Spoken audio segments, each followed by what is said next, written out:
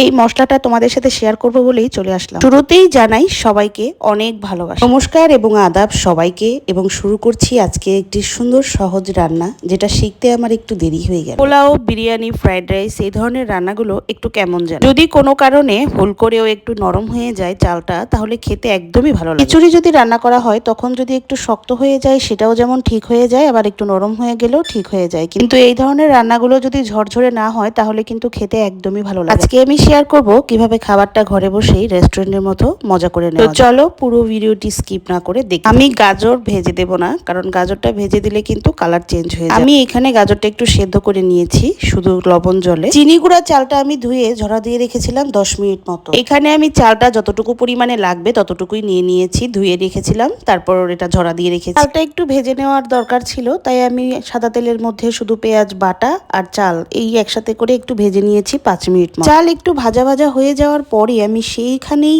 পেঁয়াজ বাটা, রসুন বাটা, আদা বাটা দিয়ে কাঁচা লঙ্কা আর সেদ্ধ করা গাজর আর বটবটি একসাথে দিয়ে দিয়েছি। এগুলো উপকরণ দিয়ে আমি প্রায় 10 মিনিট মতো ভেজে নেওয়ার পর ফ্রাইড রাইস মশলাটা এবার দিয়ে দিই। ফ্রাইড রাইস মশলাটা দিয়ে দেওয়ার পর পুরো বাড়ি জুড়ে স্মেল ছড়িয়ে গেছে পুরো রেস্টুরেন্টের। কেউ যদি ট্রাই করো তাহলে অবশ্যই, আমি এই ছবিটা তো দিয়েই দিলাম ভিডিওতে, আর তোমরা একটা ট্রাই করে আমাকে কিন্তু কমেন্ট বক্সে অবশ্যই জানাবে কেমন হয়েছে। এখন আমি মশলাটা দিয়েই কিছুক্ষণ ভাজবো, আর ভেজে নেওয়ার পর আমি এখানে গরম জল অ্যাড করে দেবো। এটা অ্যাড করার পরে আমি এখানে গুঁড়া দুধটা লিকুইডের মতো করে মিলিয়ে দেবো, আর যতটুকু পরিমাণে পানি লাগবে সেটা আমি পরিমাপ মতো করে দিচ্ছি, তোমরা তোমাদের পরিমাপ মতো করে দেবে। আর ইতিমধ্যেই পুরো বাড়ি জুড়ে রেস্টুরেন্টের ফ্লেভার চলে এসেছে, মানে মনে হচ্ছে রেস্টুরেন্ট থেকে হয়তো আমি ফ্রাইড রাইস নিয়ে এসেছি। তো আমার মনে হয় তোমরাও একবার ট্রাই করে দেখো। মিক্সড ফ্রাইড রাইস মশলাটা যদি ফ্রাইড রাইসে দিয়ে রান্না করো, যদি ভালো লাগে খেতে, তাহলে অবশ্যই একটি লাইক, কমেন্ট, শেয়ার করে আমাকে জানিয়ে দিও। আমার প্রতিদিনের ভিউয়ার্স যারা, তাদের কাছে আমি অনেক কৃতজ্ঞ। সত্যিকার অর্থে তোমাদের জন্যই আসলে সবকিছু সম্ভব হয়েছে। আমার আইডি আশিক শম্পা,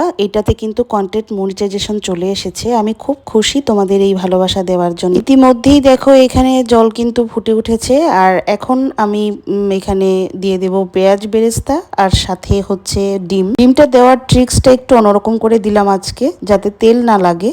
এমনিতেই তেলের খাবার, তাই ভাবলাম যে ডিমটা সেদ্ধ করে দিই। তাই আমি এখানে ডিমটা লিকুইড দিলাম ঠিকই, কিন্তু নাড়াচাড়া খুবই কম করব, যাতে সেদ্ধ হয়ে পুরো ফ্রাইড রাইসের মতন ডিম দেখতে হয়ে যায়। তো যাই হোক, আমি এখন এখানে পেঁয়াজ বেরেস্তা দেবো আর ঢেকে দেবো অনেকটা সময়। এই সময় আমি চুলার আঁচটা একদমই মিডিয়ামে রাখবো না, লো হিটে দিয়ে দেবো, আর সাথে কিছুক্ষণ হওয়ার জন্য ট্রাই করব। সবার কাছে বিদায় নিয়ে নিচ্ছি আজকের মতন এইখানেই। ভালো থেকো, সুস্থ থেকো, আমার জন্য দোয়া আশীর্বাদ করতে কেউ ভুলো না। ফ্রাইড রাইসটা কতটা ঝরঝরে হয়ে গেছে, যেহেতু আমি পেঁয়াজ বেরেস্তাটা দিয়েছি, তাই ডিমটাও সেদ্ধ হওয়ার জন্য আরো কিছুক্ষণ ঢাকা দিয়ে রেখে দেবো। তোমাদের ভালোবাসার জন্যই আমার